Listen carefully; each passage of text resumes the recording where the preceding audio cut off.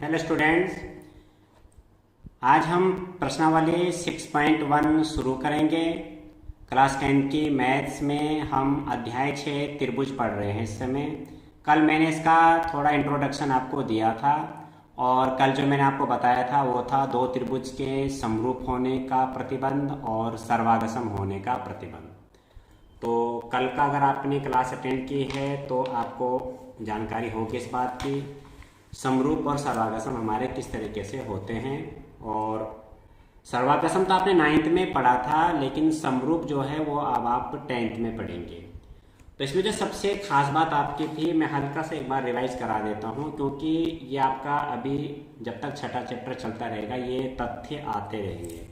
और वो तथ्य क्या हैं, तो कल मैंने आपको बताया था, तो एक बार आप देख लीजिए जो कल का मैंने काम कराया था। सर्वागसम आकृति में होता क्या है कि जब सर्वागसम आकृति होती है उसके जो, जैसे हम दो त्रिभुज को ले रहे हैं यहाँ पे सर्वागसम, सामान्य तौर पर हम अधिकांश रूप से दो त्रिभुज ही लेते हैं यहाँ पे। तो दो त्रिभुज अगर सर्वागसम है तो उनके संगत कोण बराबर होते हैं और संगत भुजाएं भी बराबर होती हैं। अगर दो त्रिभुज सर्वागसम है तो उनके संगत कोण बराबर होते हैं और संगत भुजाएं भी बराबर होती हैं।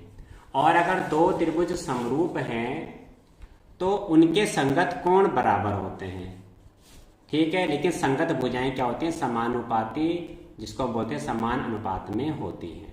संगत कोण बराबर होते हैं, यहाँ संगत कोण बराबर होंगे, यहाँ भी संगत कोण बराबर होते हैं, लेकिन यहाँ संगत भुजाएं भी बराबर होंगी। किसमें, सर्वागसम में। यहाँ संगत भुजाएं समान अनुपात में होंगी। और मैंने आपको कल समान अनुपात भी इस तरीके से बता दिया था, तो ये कल मैंने आपको पूरा समझा दिया था। समझ गए होंगे इस बात को। तो ठीक है, अब इसमें अब 6.1 देखते हैं। बहुत छोटी प्रश्नावली है और आपकी हो भी जाएगी, बस आपको थोड़ा समरूप और सर्वागसम आप ढंग से समझ लेना। तो इसमें आप देखिए 6.1 में आपका क्या है, सभी वृत्त, देखो जितने भी वृत्त हैं वो एक जैसे, यानी जिसे आप गोल बोलते हो, गोल है। छोटे हो सकते हैं या बड़े हो सकते हैं सब क्या, गोल। चाहे 1 सेंटीमीटर त्रिज्या का हो या 2 सेंटीमीटर त्रिज्या का हो, तो हैं सारे एक जैसे, पर आकार में छोटे बड़े हैं। कल मैंने आपको एक हाथ का अच्छा उदाहरण बताया था। तो सभी वृत्त समरूप होंगे, सर्वागसम नहीं। तो सभी वृत्त क्या होते हैं, समरूप होते हैं। समझ गए होंगे। दूसरा आपका है सभी वर्ग, वर्ग सारे एक जैसे होते हैं, चारों भुजाएं बराबर होती है। हाँ, आकार उसके छोटे बड़े हो सकते हैं। तो जब आकार में अंतर हो लेकिन वो दिखें एक जैसे, जैसे वर्ग हो गया, तो आपका क्या होंगे, वो समरूप होंगे। सभी वर्ग सर्वागसम नहीं हो सकते। सर्वागसम तब होंगे जब उनकी भुजाएं भी समान नाप की होंगी। तीसरा आपका था सभी, और इसमें भरना आपको समद्विबाहु त्रिभुज या समबाहु, तो यहाँ आएगा समबाहु। जितने भी समबाहु त्रिभुज हैं सब समरूप हैं। भुजाओं की नाप अलग अलग हो सकती है लेकिन होंगे सब क्या, तीन भुजाएं बराबर होंगी। तो सभी समबाहु त्रिभुज क्या होते हैं, समरूप होते हैं। चौथा है आपका भुजाओं की समान संख्या वाले दो बहुभुज समरूप होते हैं। भुजाओं की समान संख्या वाले दो बहुभुज समरूप होते हैं। तो कोई भी दो आकृति अगर समरूप होती है तो कल लिखाया था मैंने ये, उनके संगत कोण बराबर होते हैं, संगत कोण बराबर होते हैं तथा उनकी संगत भुजाएं समानुपाती होती हैं। तो ये बात मैं फिर दोहरा रहा हूँ कि जब दो त्रिभुज समरूप होते हैं तो उनके संगत कोण बराबर होते हैं, लेकिन संगत भुजाएं बराबर नहीं होती हैं, वो समान अनुपात में होती हैं। और समान अनुपात क्या होता है ये मैंने आपको कल बता दिया था। जिसने कल का वीडियो, कल की जो क्लास अटेंड नहीं की है तो वीडियो देख लेगा। इस वीडियो के डिस्क्रिप्शन में उसका लिंक मैं दे देता हूँ। हर किसी वीडियो के डिस्क्रिप्शन में आप देखिए तो उससे पिछले वीडियो का और अगली वीडियो का लिंक आपको अधिकांश रूप से मैंने डाले हैं, तो आपको मिलेंगे वो सारे लिंक उसमें। तो आप अगर देखना चाहें तो आप आगे वाली प्रश्नावली भी देख सकते हैं, पीछे वाली प्रश्नावली भी आप देख सकते हैं। अब देखिए आपका दूसरा है, दूसरे में क्या, निम्नलिखित युग्मों के दो भिन्न भिन्न उदाहरण दीजिए। आपको उदाहरण देने समरूप आकृतियाँ। तो समरूप आकृति में क्या क्या हो गया, तो कुछ हम लिखते हैं यहाँ पे से। तो थोड़ा जरा मैं इसमें शुरुआत कर देता हूँ। एक्सरसाइज के 6.1 है और ये पहला क्वेश्चन है। तो पहले में क्या है आपका, पहला तो मैंने करा दिया, दूसरे में तो समरूप आकृतियाँ, समरूप आकृतियों के कुछ उदाहरण। तो समरूप आकृति में क्या क्या, सभी वृत्त, क्या हो गया, ये सभी वृत्त समरूप होते हैं। दूसरा, सभी वर्ग समरूप होते हैं। तीसरा, वर्ग हो गए, वर्ग आपके ये हो गए, बाकी तो इसमें और नहीं है, वर्ग और वृत्ति है। इसके अलावा और समरूप हैं, प्रत्येक व्यक्ति के दोनों हाथ, प्रत्येक व्यक्ति के नहीं, हर किसी के हाथ छोटे बड़े होंगे पर होंगे एक जैसे। तो प्रत्येक मानव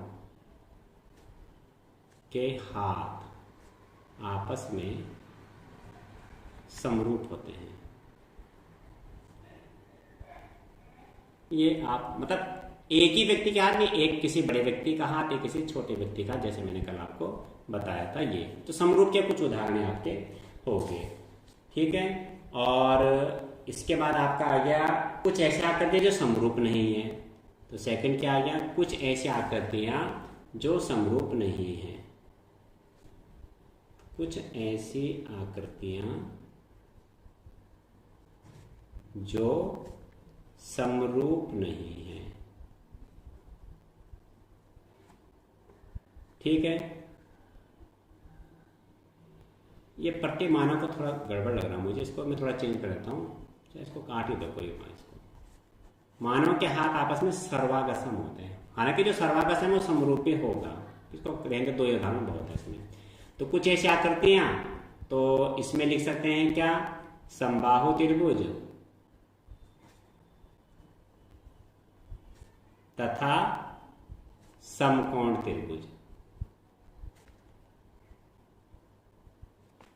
ये क्या है, समरूप नहीं है। दूसरा क्या लेना है, दूसरा लेना आप वर्ग तथा आयत, वर्ग तथा आयत समरूप नहीं है, ये आपके हो गए। तीसरा लिखना चाहें तो समांतर चतुर्भुज, समांतर चतुर्भुज तथा समचतुर्भुज, यह समरूप नहीं है। ये आपके हो गए कुछ उदाहरण। तीसरा आपका इसमें है, तो तीसरा सवाल आप देखें, इसमें तीसरे सवाल में आपको दो आकृतियां दे रखी हैं और हमें बताना है कि ये चतुर्भुज समरूप हैं या नहीं। तो क्लियर दिखाई दे रहा है कि देखो इनकी भुजाएं तो समान अनुपात में हैं, लेकिन संगत कोण बराबर नहीं है। भुजाएं समान अनुपात में, अब जिन्होंने कल नहीं देखा था कि समान अनुपात क्या होता है, मैं अब समझा रहा हूँ, इसमें भी समान अनुपात आप समझ सकते हैं। तो ये चित्र मैं फिर यहाँ बना रहा हूँ। तीसरा सवाल आप देखिए, चित्र बना दिया, ये आपका हो गया समचतुर्भुज और ये हो गया वर्ग। ये इसमें मैं आपको ढंग से समझा दूंगा कि समानुपाती क्या होता है। पी क्यू आर एस इसका नाम है, और ये है आपका ए बी सी डी, ये हो गया। इसके नाप दे रखे 1.5, सब सेंटीमीटर में, सेंटीमीटर में नहीं लिख रहा हूँ, बुक में लिखा हुआ है, और ये 3 है। अब ये कोण यहाँ पे 90 का निशान है, आप जानते हैं ये 90 का निशान है। जब ये निशान बन जाता है तो 90 लिखने की जरूरत नहीं है, अपना आप में 90 है। अब त्रिभुज, चतुर्भुज कह देंगे हम, चतुर्भुज पी क्यू आर एस व ए बी सी डी में, देखो ये भुजाएं समान अनुपात में हैं। अब समान अनुपात क्या होता है कल मैंने बताया था, अगर आपको तब भी समझ में नहीं आया तो मैं फिर समझा रहा हूं। अब आप इसको देखिए, मैं ए बी, चलो पहले पी एस ले लो, इसके ले लो भुजा पी एस बटे पी क्यू है, सॉरी पी क्यू ले लो, पी क्यू बटे ए बी, उसी क्रम में आ जाएगा तो थोड़ा ठीक लगेगा। 1/3 ये हो गया 15/30, ये हो गया 1/2। फिर क्यू आर बटे बी सी, ये भी सेम हो जाएगा सब में, 15/30, 10 हट गई, 0 बढ़ गया, 15 का 15, 15 के 30। फिर R S upon C D, R S upon C D, ये भी आपका यही रहेगा। 15/30 1/2 और चौथा आपका आ गया SP/DA, ये भी आपका वही रहेगा, सीधा कहना 1/2, 1.5 दूना के 3। अब हमने क्या निकाला, ये हमने संगत भुजाओं के अनुपात निकाले, और अनुपात का मतलब होता है बटे, बटे को ही अनुपात बोलते हैं। तो संगत भुजाओं के अनुपात सबके देखो 1/2 बराबर आए, तो हम क्या कहेंगे, संगत भुजाएं समानुपाती हैं, ठीक है। परंतु ये कोण है, ये देखो ये न्यून कोण है और ये आपका 90 डिग्री का कोण है। संगत कोण बराबर है परंतु समानुपात संगत भुजाएं समानुपाती हैं किंतु संगत कोण बराबर नहीं है। और समरूप त्रिभुज में कोण भी बराबर होनी चाहिए।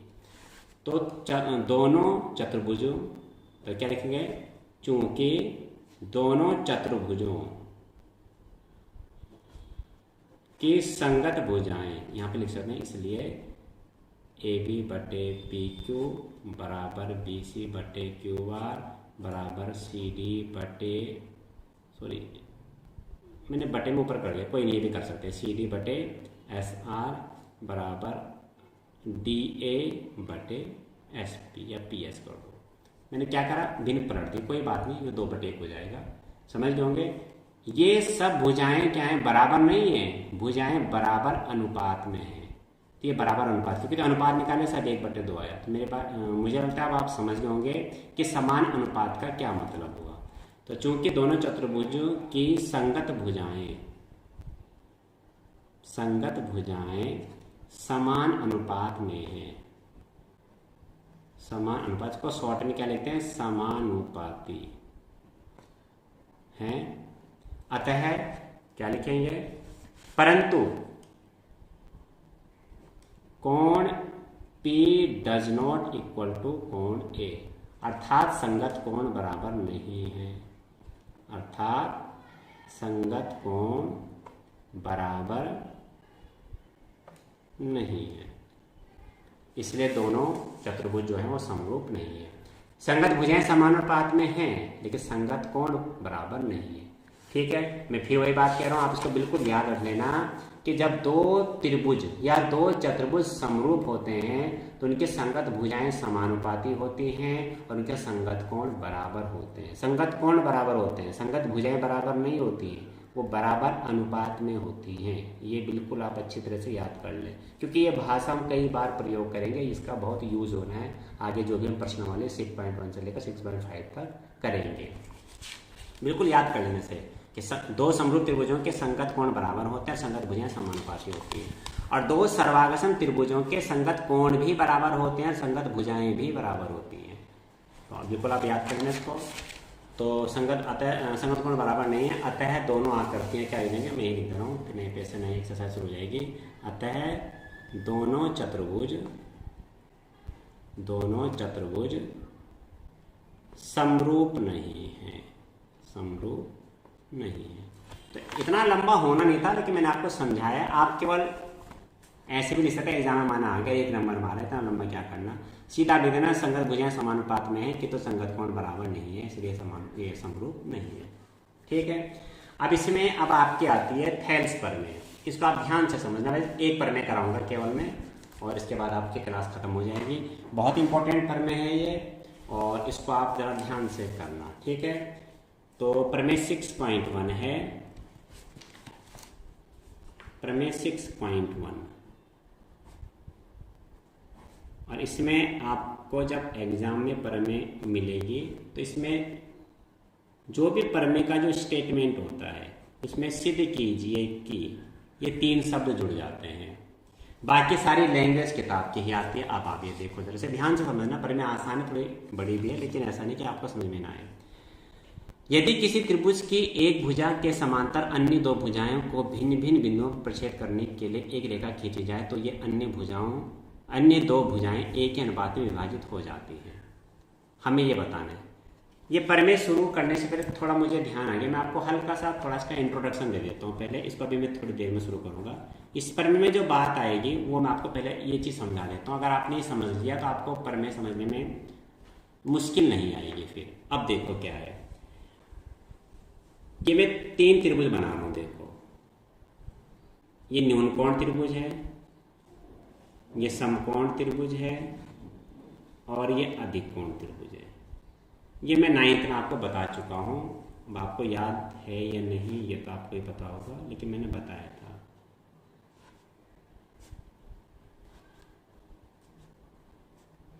ये अब त्रिभुज के क्षेत्रफल, त्रिभुज ABC का क्षेत्रफल, आप ये चीज ढंग से समझना कि प्रमेय में आनी है चीज, मैं आपको इसलिए पहले से बता रहा हूँ। प्रमेय में फिर बड़े घिचपिच हो जाती है चित्र में, इतना मैं समझा नहीं पाऊंगा, इसलिए पहला अलग से चीज मैं आपको क्लियर कर दे रहा हूँ। देखो किसी भी त्रिभुज का जो क्षेत्रफल, एक बेसिक फॉर्मूला जो आपने छोटी क्लासों से पढ़ा है, 1/2 लंब गुणा आधार, या आधार गुणा के ऊंचाई। लंब को लंब भी बोलते हैं और ऊंचाई भी बोलते हैं। अब जो न्यूनकोण त्रिभुज है इसमें लंब आपको खींचना पड़ेगा, अगर नहीं है तो लंब ऐसे खींचना पड़ेगा, नाम जिसका 80, ये लंब वाला 90 का कोण। तो क्या होगा, 1/2 लंब हो गया 80 और आधार आप जानते हैं ये आधार है, नीचे की जो भुजा सबसे BC हो गया। बहुत मामूली सी बात है, पता होगा आपको, ठीक है। अब इसके बाद इसका क्षेत्रफल भी निकालेंगे, इसका भी निकालेंगे। तो देखिए से जरा, त्रिभुज LMN का, त्रिभुज LMN का क्षेत्रफल, सूत्र यहाँ भी वही है, सूत्र तो देखो यही है, बेसिक फॉर्मूला तो यही है। लेकिन अब यहाँ पे क्या है, जो लंब है वो आपको खींचना नहीं है। लंब पहले से जो 90 का जो कोण बना रहे हैं, यही भुजा लंब का काम भी कर रही है, क्योंकि लंब 90 को तो बोलते हैं। तो लंब आपका यही है, यानी LM, और आधार क्या हो गया MN, ये आधार हो गया। यानी इसमें यही भुजा लंब होगी जो 90 डिग्री का कोण बना रही है। तो लंब आपको अलग से नहीं खींचना है, ठीक। अब इसमें आ जाओ, त्रिभुज PQR का क्षेत्रफल 1/2, सूत्र वही है, लंब गुणा के आधार, या आधार गुणा के ऊंचाई को, दो लंब को ऊंचाई भी कहते हैं और लंब भी बोलते हैं। लंब, अब यहाँ पे भी लंब नहीं है, अब यहाँ पे लंब हमें फिर खींचना पड़ेगा। ये मैंने लंब खींचा और इसका नाम दिया हमने PS, कुछ भी नाम दे दो, PS। तो लंब हो गया PS इंटू आधार क्या हो गया। अब आधार में अगर आप आधार ले रहे हैं SR, तो फिर त्रिभुज PSR का क्षेत्रफल निकल गया ये, और हमें निकालना है PQR का क्षेत्रफल, इसलिए आधार SR नहीं लेंगे, हम निकाल रहे हैं PQR का क्षेत्रफल। आधार क्या होगा, QR होगा। तो ध्यान देना, अगर आपने SR लिख दिया आधार, तो फिर इस पूरे त्रिभुज का क्षेत्रफल निकलेगा, जो कि अपना आप में समकोण त्रिभुज है। बिल्कुल, तो यही बन गया। हमें निकालना है, जिस त्रिभुज का क्षेत्रफल निकालना है, आधार उसी का लेंगे। लंब कहीं भी हो सकता है, आधार क्या लेंगे, QR। इससे हमें यह पता चला कि जो लंब होता है वो त्रिभुज के अंदर भी हो सकता है, त्रिभुज के बाहर भी हो सकता है, कहीं भी हो सकता है। जैसा ऐसा भी आप बिल्कुल इसके समांतर एक रेखा खींचते हैं और लंब आप यहां से भी खींच सकते हैं, इस तरीके से ही। तो लंब का मतलब कि त्रिभुज के अंदर ही दिखाई दे वो। तो अब हम जो प्रमेय कर रहे हैं उसमें एक स्थिति ये वाली आएगी और एक स्थिति ये वाली आएगी। एक में लंब, एक न्यूनकोण त्रिभुज आएगा और एक आपका अधिक कोण या अधिक कोण त्रिभुज है। ये आप बनाना नहीं है, तो मैंने आपको समझाया केवल, आप केवल ये बनाना नहीं, मैंने पहले बनाया था, समझ गए। अब आते हैं आपके प्रमेय 6.1। अब इसे आप समझ जाएंगे, ज़्यादा लंबी प्रमेय नहीं, मैं शॉर्ट में करा दूंगा, पर आप जरा इन चीज़ों को समझें। अब जरा थोड़ा लाइव बने रहे, 2 बच्चों ने क्लास अभी भी जस्ट छोड़ी है। अब ये कौन है ये तो बाद में पता चलेगा। गुस्सा आता है देख करके, कोई खास कारण है तो अलग बात है, लेकिन खाली आपकी आदतें ही अगर ऐसी हैं तो इसका कैसे होगा बताओ आप लोग, ठीक। इसको हम थेल्स प्रमेय बोलते हैं, थेल्स प्रमेय। तो बिल्कुल वही बात है, लिखेंगे सिद्ध कीजिए कि प्रमेय होगा कि यदि किसी त्रिभुज की, यदि किसी त्रिभुज के एक भुजा के समांतर,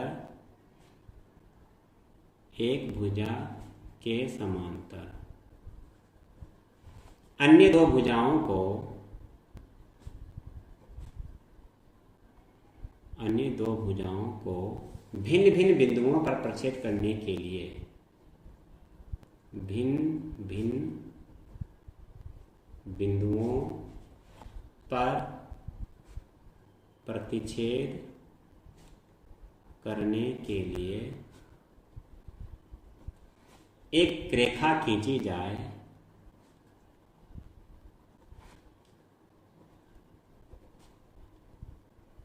तो ये दो अन्य भुजाएं एक के अनुपात में विभाजित हो जाती है। तो ये दो अन्य भुजाएं एक ही अनुपात में विभाजित हो जाती है। अब आप पहले ये ढंग से समझना इसको। अब आप ये देखो इसमें कि ये जो भाषा है मैंने टोटली किताब से देख के लिखी मैंने ये, ठीक, किताब की भाषा है। लेकिन ऐसा नहीं कि आपको जस्ट यही याद करनी कि प्रमेय भी आपको याद करनी पड़ेगी, ठीक। तो आप इसको अपने हिसाब से बना सकते हैं। अब कैसे बनाएंगे पहले आप इसे समझ लो। अब प्रमेय में क्या होता है, चित्र कभी बना हुआ नहीं मिलेगा आपको अगर परीक्षा में आइए, तो एग्जाम में इसकी भाषा को पढ़ करके आप चित्र बनाएंगे। अब देखो कैसे बनाते हैं चित्र। किसी त्रिभुज की, तो त्रिभुज यानी बनाना पड़ेगा, मैंने त्रिभुज बना दिया। हाथ से बनाना बिल्कुल सही बनेंगे, ऐसा नहीं है। ये त्रिभुज बना दिया। त्रिभुज बनेगा तो नाम भी देंगे उसमें, ठीक है। ये त्रिभुज बना दिया। इसके बाद इसमें आगे लिखा है किसी त्रिभुज की एक भुजा के समांतर। अब हमने एक भुजा ये ले ली BC। अब भुजा तो उसने बताई नहीं कौन सी, पर हम कोई सी भी एक भुजा लेते हैं। हमने BC ले ली और BC के समांतर हमने एक रेखा खींच दी, ये खींच दी। तो एक्चुअल में रेखा तो आप बाहर से भी खींच सकते हैं ऐसे, लेकिन चित्र आपको बनाना है तो वो देखो ये मैं ऐसा कर रहा हूँ इस तरीके से, लेकिन रेखा हमने ये खींची, मतलब ये रेखा खींच दी हमने। एक भुजा के समांतर अन्य दो भुजाओं को, एक भुजा के समांतर, अब इसके तो हमने समांतर खींची, किसके, BC के समांतर। तो जब BC के समांतर खींचेंगे तो दो भुजाएं कौन सी बची है, अब AB और AC। AB और AC को भिन्न भिन्न बिंदुओं पर प्रक्षेप करने के लिए एक रेखा खींची जाए, यानी एक भुजा के समांतर अन्य दो भुजाओं को यानी AB और AC को भिन्न भिन्न बिंदुओं पर प्रक्षेप करने के लिए एक रेखा खींची जाए। तो ये प्रतिच्छेद कर रही है, इसको कहाँ कर रही है, D पर, और इसको प्रतिच्छेद कर रही है E पर। ये खींची जाए तो ये दो अन्य भुजाएं कौन सी बची, इसके बाद BC के बाद बची AB और AC। अन्य भुजाएं एक ही अनुपात में यानी समान अनुपात में विभाजित हो जाती है। इसीलिए मैंने आपको कहा था समान अनुपात आप ढंग से क्लियर कर लें अपने माइंड में, यानी अनुपात AD बटे DB बराबर AE बटे EC। इसका अनुपात ये होगा ना AD बटे DB। अब ये भाषा आपको बहुत कठिन लग रही होगी, इसको आप इजी बना लेते हैं अपने हिसाब से, हमें समझ में आ गया। तो याद करके मैं लिख रहा हूं, या सिद्ध कीजिए कि किसी त्रिभुज में एक भुजा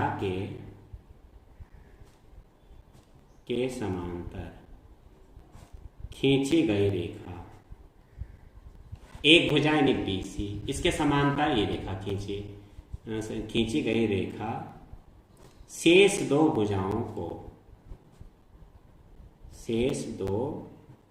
भुजाओं को समान अनुपात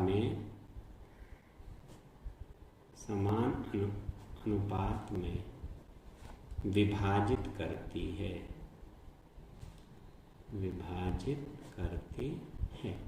ये हो गया। देखो ये और ये एक ही भाषा है, फर्क कितना आ गया। किसी त्रिभुज में किसी एक भुजा हमने BC ले ली के समांतर खींची गई रेखा, जब रेखा खींचेंगे तो वो इनको काटेगी। शेष दो भुजाएं AB और AC बच्चे को समान अनुपात में, यानी ये इसके बराबर, मतलब भुजाएं बराबर नहीं है, इनके अनुपात बराबर है। अनुपात अभी समझा दिया था आपको, यानी AD बटे DB बराबर AE बटे EC। अब मैं फिर बता दे रहा हूँ क्योंकि अनुपात में बड़ा कंफ्यूजन करते रहते हैं बच्चे। तो अनुपात बराबर कैसे होंगे मैं आपको यहाँ बता देता हूँ। आप ये देखो जरा, ये त्रिभुज है, ये इसके समांतर रेखा खींची, और ये हो गया D और ये हो गया E, कुछ भी नाम दे दो। ये माना ये पूरा था 6 सेंटीमीटर, ये 2 हो गया, ये 4 हो गया, ये पूरा 6 था, 2 और 4 में काट दिया। फिर ये कितना था, ये था आपका 9, ये हो गया आपका 4 और ये हो गया आपका 8, यानी पूरा 12 सेंटीमीटर था ये। तो ये 4 ऊपर कट गया 12। अब अनुपात देखो बराबर, भुजाएं बराबर नहीं है, ये 6 सेंटीमीटर की भुजा है और ये 12 सेंटीमीटर की भुजा है। तो AD ये हो गया बटे DB बराबर AE बटे AC।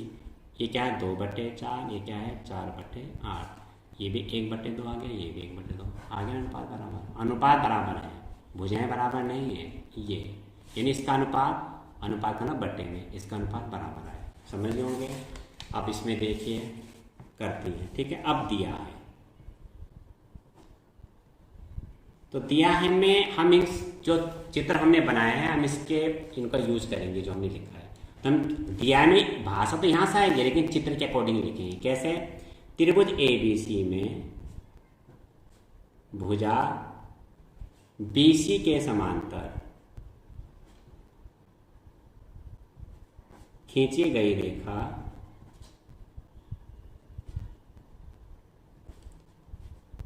भुजा AB व AC को क्रमशः बिंदु किस पर D व E पर प्रतिच्छेद करती है, D व E पर प्रतिच्छेद करती है। त्रिभुज ABC में BC के समांतर खींची गई रेखा भुजा AB और AC को क्रमशः AB को D पर और AC को E पर प्रतिच्छेद करती है। सिद्ध करना है, सिद्ध करना है क्या? AD समान अनुपात में काट रही है तो AD बटे DB बराबर AE बटे AC। ये लिखा ना, एक ही अनुपात में विभाजित करती है, समान अनुपात में विभाजित करती है। इसको विभाजित 2 भाग में विभाजित करके इसने 2 टुकड़े बना दिए AD और AB। किसके? AB के। ये अनुपात क्या है? समान है, ऐसे इसके अनुपात समान है। ये हो गया। इसमें रचना होगी, रचना देखें आप, उसको देखा देता हूं। देखिए रचना इसकी, रचना में क्या होगा? हमने इस पे लंब खींचा, हमने इस पे लंब खींचा और इस लंब का नाम हमने क्या दिया? DM। और यहां से फिर इस पे लंब खींचा, इसका नाम क्या है? EN। और इसको मिला दिया और इसको मिला दिया। इसकी कम से कम 5-6 बार आप प्रैक्टिस करना, तब आप समझेंगे। बिल्कुल मैंने कहा था ना, छठा चैप्टर जब आएगा तो आप खुद बोलेंगे आप कठिन आ गया। 5 तक बहुत आसान थे।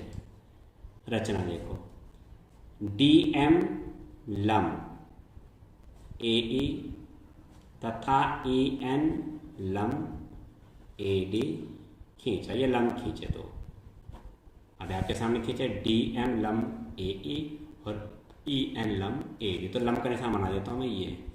और चित्र आप बड़ा बनाएंगे तो बहुत साफ साफ बनेगा, छोटे में थोड़ी घिच-पिच हो जाती है, ठीक। तथा और क्या किया हमने? DC और BE को मिलाया, DC व BE को मिलाया। ये हो गया, ठीक। अब देखो इसमें मुझे बार बार पन्ना पलटना पड़ेगा क्योंकि चित्र हमारा इधर चला गया। कोई बात नहीं, चलो अब उत्पत्ति देखिए इसकी। उत्पत्ति 9th में हमने एक प्रमेय पढ़ी थी, मैं लिख रहा हूं आपको याद आ जाएगा। एक ही आधार तथा उभयनिष्ठ, या एक ही कर दो, एक ही समांतर, एक ही आधार और एक ही समांतर रेखाओं के बीच बने त्रिभुजों के क्षेत्रफल बराबर होते हैं। अगर आपने 9th में बहुत अच्छी तरह से पढ़ाई की है तो ये बात आपको याद आ जानी चाहिए। एक ही आधार, ये 9वें चैप्टर की बात है, क्षेत्रफल में आया था। एक ही आधार और एक ही समांतर रेखाओं के बीच बने त्रिभुजों के क्षेत्रफल बराबर होते हैं। आपको हल्का सा मैं याद दिला देता हूँ। इस तरीके से दो रेखाएं समांतर हैं, ठीक, और ये आधार हो गया BC, इतना आधार, ये BC है, और रेखा इसके समांतर, ये इसके समांतर है, ये समांतर है। अब BC आधार B से ऊपर जितने भी त्रिभुज बनाओ, और आपको थोड़ा ध्यान आ गया अगर आप पढ़ा हो तो, नहीं पढ़ा तो आप देख लो इस चीज को, जितने भी त्रिभुज बनाओ आधार का BC ही रखना है, और ये रेखा माना L है, ये M है, L M के समांतर है।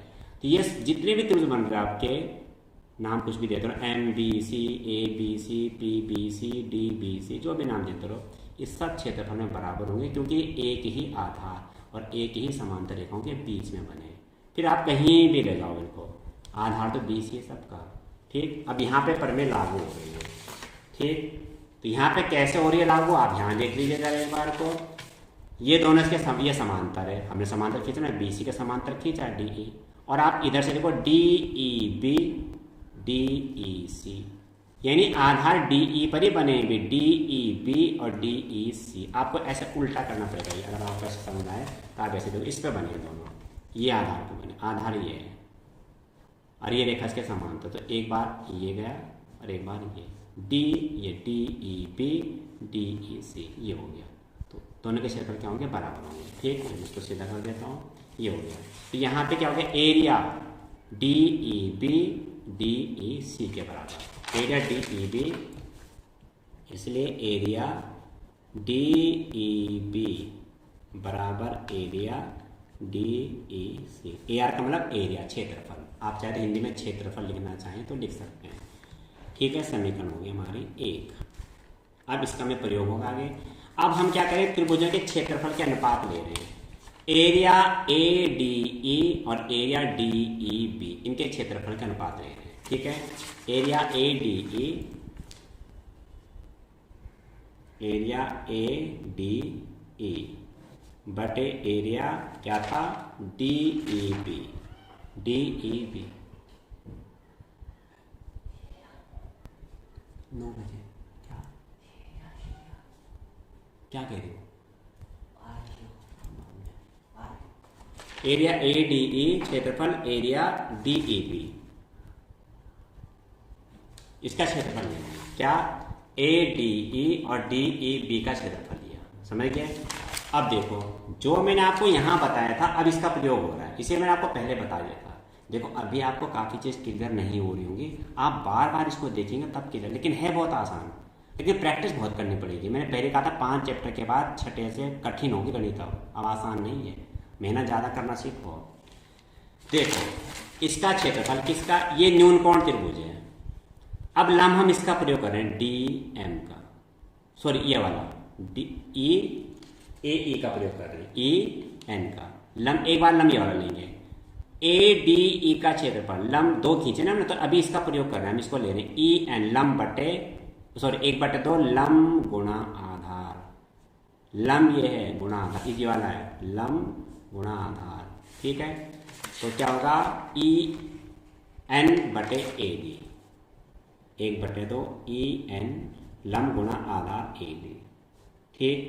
अब आ जाओ इस पे DEB पे, देखो DEB को, DEB ये वाला, ये वाला है, यदि कोण त्रिभुज बन गया ना आपका, और लंब ये आपका बाहर जा रहा है, देखो ये, तो लंब और आधार केवल इतना लेंगे, यहाँ पे हमने आधार इतना लिया था केवल, लंब तो ये हो गया था, और आधार इतना लिया था, तो देखो लंब ये हो गया, और आधार पूरा नहीं लेंगे, आधार ये यहाँ से लेंगे DP, ध्यान से समझना, यहाँ भी लंब ये था और आधार पूरा नहीं लिया था हमने, आधार QR लिया था, यहाँ पे आए क्या DB, समझ गए। तो 1/2 लंब क्या हो गया, लंब तो यहाँ भी EN हो गया, और आधार क्या हो गया, आधार हो गया DB, ये हो गया आपका, ठीक है, DBE। अगर आपको ये समझा, मैं आपको अलग से बना के दिखाया, देखो यहाँ पे ये बना रहा हूँ मैं, ये केवल आपको समझाने के लिए इतना प्रयास कर रहा हूँ मैं। ये इसका आधार क्या था, DBE, ये है देखो, और ये इसका लंब क्या पड़ गया था, क्योंकि वहाँ चित्र थोड़ा उल्टा चला, ये है देखो, तो लंब और आधार, ये इसी चित्र को मैंने यहाँ से बनाया, DEB और लंब होगी, यहाँ घिस तो होगी चित्र में, और आपको बहुत समझना पड़ेगा इसमें, ठीक। ये वाला चित्र एक्चुअल में ये है वो, तो लम EN आधार DB, लम EN आधार DB, समझ गए। अब इसमें देखो DEB किसके बराबर है, DEC के बराबर। तो एरिया ADE बटे एरिया DEC कर दिया मैंने, हाफ से हाफ कैंसिल, EN से EN कैंसिल, क्या आपका आ गया AD बटे DB। बस अब छोटा सा और पार्ट इसका, अब ज़्यादा लंबा नहीं है। अब क्या लेंगे, अब इधर के त्रिभुज ADE को 2 बार लेंगे, पर अब लम हम DM लेंगे और आधार लेंगे AE, और फिर त्रिभुज लेंगे DEC, area DEC upon ADE, area DEC, अब एरिया DEC सॉरी ADE आएगा कर दो, ADE अपॉन एरिया DEC, ये ADE है, लम गुणा आधार। अब ADE में अभी लम हमने ये लिया था DM, अब लेंगे सॉरी EN लिया था, अब DM लेंगे। मैंने कहा 2 लम हमने इसलिए खींचे कि एक बार हम इसका प्रयोग करेंगे और एक बार हम इसको प्रयोग करेंगे। DM 1/2 इसका क्षेत्रफल है ADE का, 1/2 लम क्या आएगा आपका DM, और आधार जब लंब ये लिया तो आधार AE लेंगे। ध्यान रखना पहले AD लिया था, अब लंब इस पर पड़ा DM, आधार क्या लिया AE हो गई है, और 1/2। अब इसका भी देखो लंब, ये लंब बाहर चला गया, त्रिभुज है DEC में, ये लंब बाहर चला गया DEC में। अगर हम आपको अलग से बना के दिखाऊं तो आप ये देख लीजिए, ये है DEC, ये हो गया, और ये पड़ा DM लंब, ये इस पर लंब पड़ गया, ये DM। तो लंब DM आधार EC, देखो लंब DM आधार EC लेंगे, तो त्रिभुज DEC का क्षेत्रफल लंब DM आधार EC, ये हाफ DM से हाफ DM कट गया, इधर आपका क्या है एरिया ADE बटे एरिया DEC, AE बटे EC, ठीक। अब समीकरण होगी 3। अब हो गया समझो, 2 और 3 में देखो ये ADE DEC ADE DEC दोनों के एक पक्ष बराबर है, यानी LHS बराबर है, RHS में बराबर होंगे। समीकरण 2 व 3 से, 2 व 3 से क्या आ जाएगा, AD बटे DB बराबर AE बटे EC। अब एरिया में सिद्ध करना था, देखो AD बटे DB बराबर AE बटे EC, समझ गए। तो इसके कुछ अनुप्रयोग हैं, आप वो देख लीजिए। अनुप्रयोग का मतलब है, आप ये देखिए बस ये लास्ट है, जरा सा इसका ऊपर, ये हो गया हमारा, सिद्ध हो गया ये, हैंस प्रूव, थेल्स पर में आपकी हो चुकी है। तो थेल्स पर में क्या, जब एक भुजा के समांतर एक दूसरी रेखा हो तो आप थेल्स पर में लगाएंगे AD बटे DB बराबर DE बटे EC, या ऐसे भी कह सकते हैं DB बटे DA, CE बटे EA, BD बटे DA बराबर CE बटे EA। तो चाहे तो इधर से बोलो तो ये भी इधर से ऊपर से आएंगे नीचे, या नीचे से ऊपर को जाओ तो इधर भी नीचे से ऊपर को, ठीक है। बाकी अच्छी तरह से अगले क्लास में इसके मैं बताऊंगा अनुप्रयोग, क्योंकि टाइम भी काफ़ी हो गया, आप लोग भी थोड़ा बोर हो रहे होंगे। पर मैं फिर कह रहा हूँ बच्चों, इस बात को समझो, ये परमेय इतनी आसान नहीं है, लेकिन समझ में आया तो बहुत आसान है। आपको कई बार वीडियो देखनी पड़ेंगे तब आप समझ पाएंगे। ये तो काफ़ी, इसमें देखो कितना काफ़ी जटिल है ये, इसलिए मैंने चित्र अलग से बनाई यहाँ पे, ताकि आपको समझने में आसानी हो जाए। और पहले इसलिए मैंने क्षेत्रफल अच्छे से बता दिए थे, ठीक है। कल फिर मिलते हैं लाइव क्लास में, इसका अभ्यास जरूर करना, काफ़ी इंपॉर्टेंट है, बोर्ड में कई बार ये आ भी रखी है, अच्छे नंबर में आएगी, तो देख लो आप अच्छी तैयारी कर लें इसकी। तो अच्छी तैयारी इसके बाद तुरंत इसका अभ्यास करना। कल फिर मिलते हैं लाइव क्लास में, कल तक के लिए सभी को शुभकामनाएं, घर में रहें, सुरक्षित रहें।